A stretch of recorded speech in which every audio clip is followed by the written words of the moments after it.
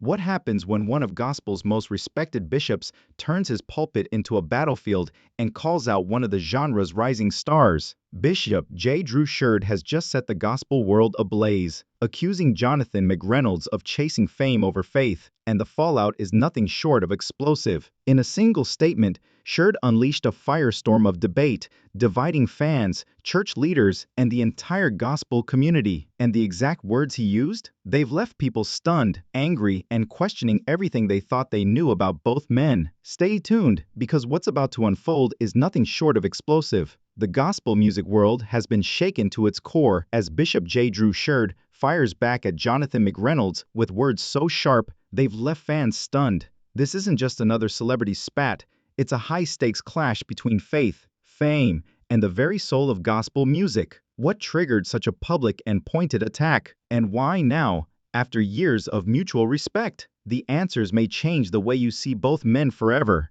Behind the scenes, whispers of tension and unspoken rivalries have been building for months, maybe even years. In this video, we're going deep into the truth behind their feud, the spark that ignited Bishop Sheard's fiery comments, the history that's been quietly brewing between these two giants, and the powerful reactions that are tearing the gospel community in two. From the wave of backlash to the unexpected support and the behind-closed-doors drama that no one else is talking about, this is a story you need to hear from start to finish. We must examine the players in order to completely see why Bishop J. Drew Sheard's recent comments were so impactful. In the gospel community, Bishop J. Drew Sheard is a well-known figure. Beyond his leadership, Sheard is known for his musical contributions and his vocal position on what he believes gospel music should represent: a pure ministry that uplifts faith and steers clear of worldly distractions. He carries a great deal of spiritual influence and respect as the presiding bishop of the Church of God in Christ, or COGIC. However,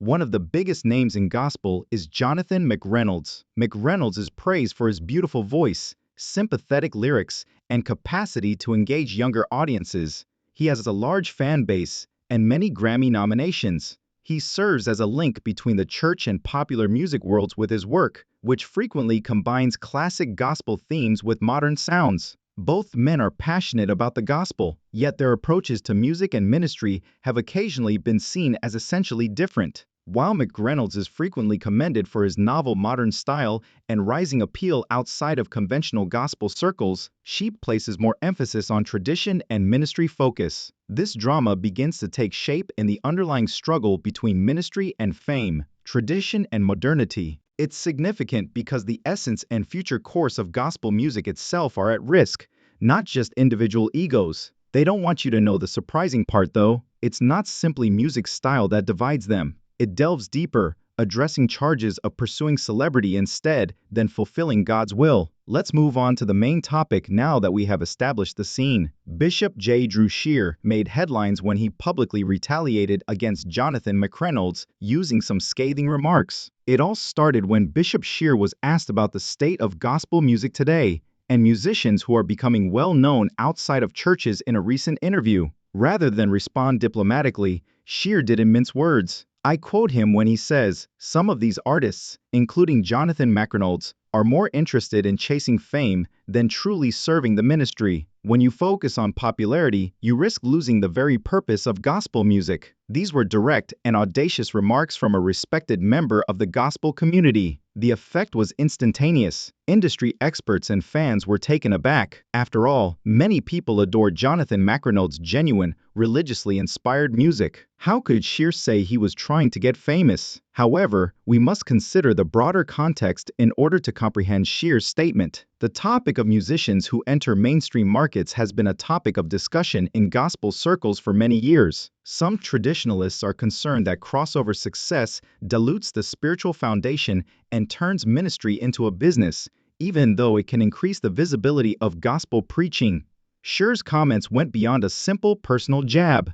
These underlying concerns that the distinction between entertainment and ministry is becoming dangerously hazy were mirrored in them. In response to this critique, Jonathan McReynolds said that his goal has always been to encourage people and take every opportunity to share the gospel. But the discussion revealed a gap. While some believe McReynolds is advancing innovation and spreading the gospel, others worry he is putting fame above faith. This is the portion that most people are unaware of, though. This public altercation was only the beginning. Tensions had been building behind the scenes for months as both sides shared private messages and thoughts over the place of gospel musicians in the modern music business. We'll discuss what actually set Bishop Sheard off in the next section, as well as how this conflict may change the course of gospel music. Jonathan McReynolds and Bishop J. Drew Sheard's public altercation did not occur suddenly. Much more is hidden behind the surface. A complicated network of beliefs, standards, and unwritten laws in the gospel community that fueled this backlash. According to people familiar with the matter,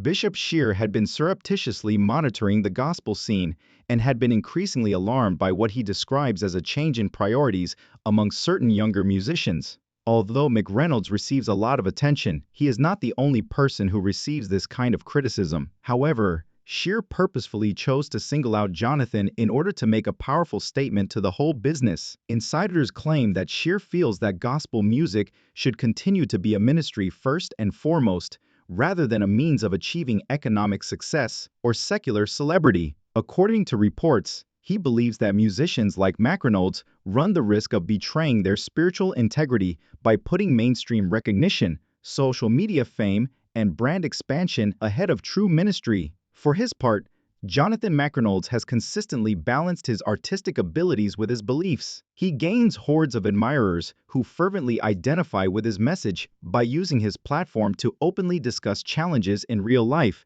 spiritual development, and faith experiences. This is where things become even more difficult, though.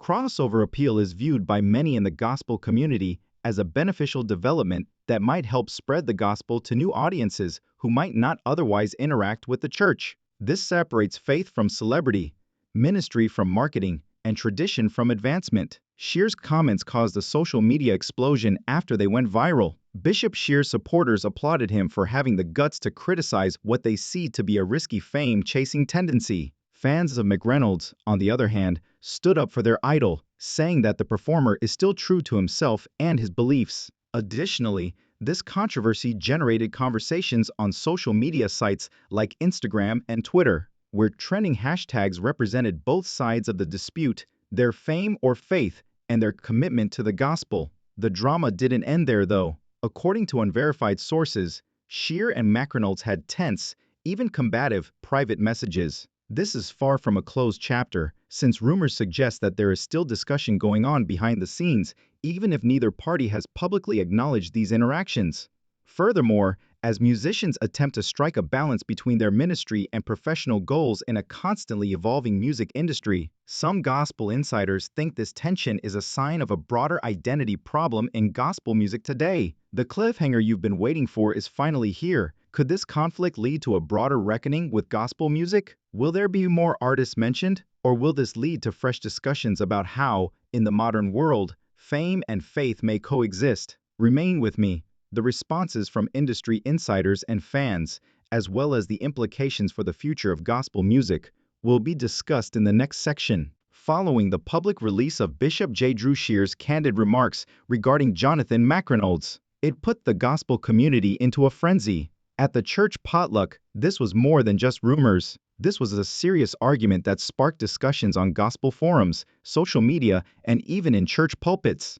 Bishop Sheard's supporters swiftly came together in support of him, applauding his courage to challenge authority. Many gave first-hand accounts of how they have witnessed gospel music shift away from true worship and towards celebrity status. Sheard's remarks served as a wake-up call for these supporters, reminding them that the ministry's true purpose is to lead people to Christ, not to pursue record deals or Instagram followers. Conversely, the supporters of Jonathan McReynolds were just as outspoken. They vehemently backed him, citing his genuine lyrics, humility in interviews, and unwavering religious message. Many claim that McReynolds is bringing gospel music to non-traditional audiences and newer generations, which is something to be applauded rather than condemned. They characterized Bishop Sheard's comments as harsh or out of date, raising the question of whether or not such criticism stifles innovation and development in the genre. Discussions gained depth from the contributions of industry insiders. Others shared Sheard's viewpoint, warning musicians about the risks of commercialism encroaching on gospel music. According to some,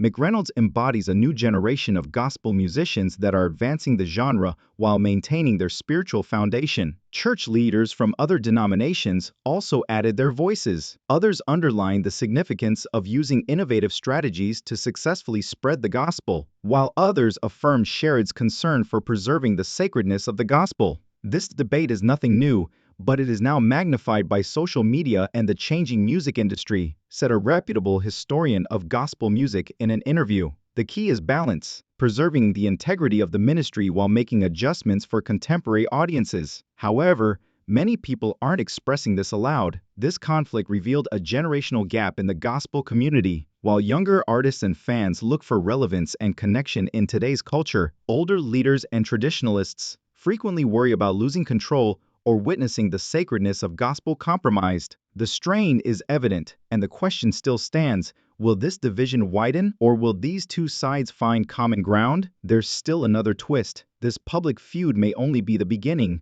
according to certain rumors. Sources allude to future joint ventures or public declarations from other influential figures in the gospel genre who may take sides, which might intensify this into a larger dispute over gospel music. What does all of this signify for gospel music's future, then? Will a new route that respects both celebrity and ministry arise, or will artists feel compelled to choose between the two? Stay tuned for a breakdown of these ramifications and the repercussions of this feud for artists, fans, and the gospel industry overall in the final section. It's becoming evident that the Bishop J. Drew Sheard versus Jonathan McReynolds debate is more than just a conflict between two powerful individuals. It reflects a pivotal moment in gospel ministry and music. Gospel music has been balancing spiritual ministry and financial prosperity for many years. This feud highlights the fundamental conflicts that lie underlying that delicate balancing act, posing significant issues that all fans, leaders, and artists must deal with. Initially, for the artists themselves, this conflict emphasizes how difficult it is for gospel performers to balance their roles as entertainers and religious leaders in a cutthroat music business. Those who place too much emphasis on financial achievement run the danger of offending religious leaders and traditional audiences. Those that adhere solely to conventional ministry methods, however, could find it difficult to develop or connect with younger generations. A new generation of gospel musicians, led by Jonathan McReynolds, is reinventing what it means to be a gospel musician in the 21st century. His accomplishments demonstrate that communicating with a broad audience without sacrificing spiritual authenticity is achievable.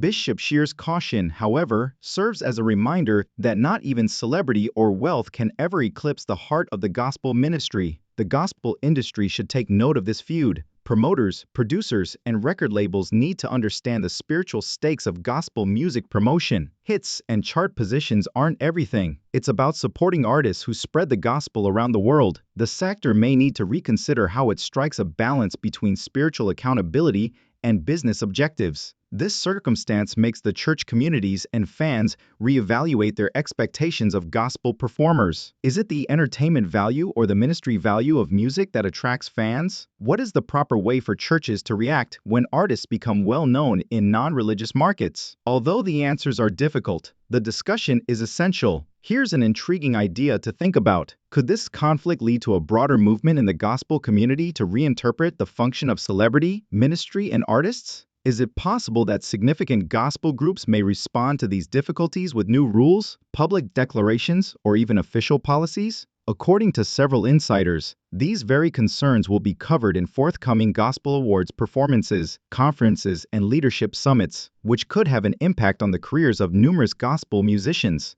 This event may strengthen Bishop J. Drew Sheard's position as a defender of the spiritual integrity of the gospel, but it may also drive some members of the younger gospel generation away. Whether Jonathan McReynolds can continue to innovate while paying tribute to the ministry that gave birth to him is a test of his fortitude and sincerity. In the end, this conflict highlights the continuous challenges that gospel music faces. How can one develop without being soulless? This is not the end of the narrative. The gospel community is keeping a close eye on what may happen next. Will there be a new chapter, escalation, or reconciliation? Let's review the main points and what viewers should consider as this plays out before we wrap up. What lessons can we draw from Bishop J. Drew Sheard and Jonathan McReynolds' contentious exchange? This dispute highlights some of the most important issues facing gospel music today and goes beyond a simple personality conflict. The battle to strike a balance between tradition and innovation, ministry and marketability, and faith and celebrity. Bishop Sheard's audacious claim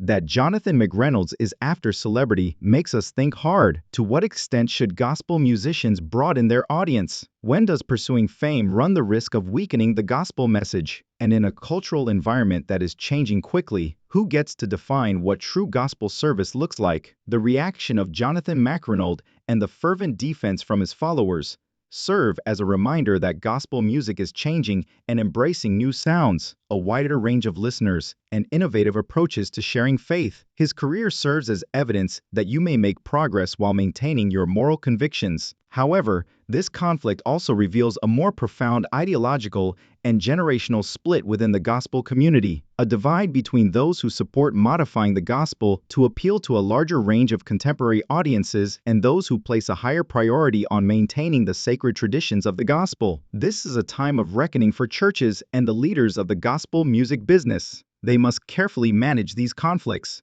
encouraging discourse that honors customs while embracing advancement. It is obvious that striking a careful balance that respects the genre's spiritual foundations without stifling creativity and development is essential to the future of gospel music. We also have a part to play as followers and admirers. It is up to us to listen, think, and choose the gospel music we choose to promote. Music, regardless of style or popularity, that ministers and uplifts. I want to hear from you before you leave. How do you feel about this conflict? Does Bishop Sheard have the authority to criticize performers like Jonathan McReynolds, or is this really a conflict between traditional and modern gospel? Please share your opinions in the comments section below. In this continuing discussion, your voice counts. For more in-depth analyses of the most significant disputes and tales in gospel music, please remember to hit the like button and subscribe if you thought this video was enlightening. Give this video to family members and friends who are interested in the gospel and would like to keep up to date. Check out these related videos here if you want to be up to date on the most recent drama, news, gospel, and entertainment. Add playlists or links to relevant videos. I appreciate you watching, and I hope to see you in the next video as we continue to reveal the reality behind the most popular gospel headlines.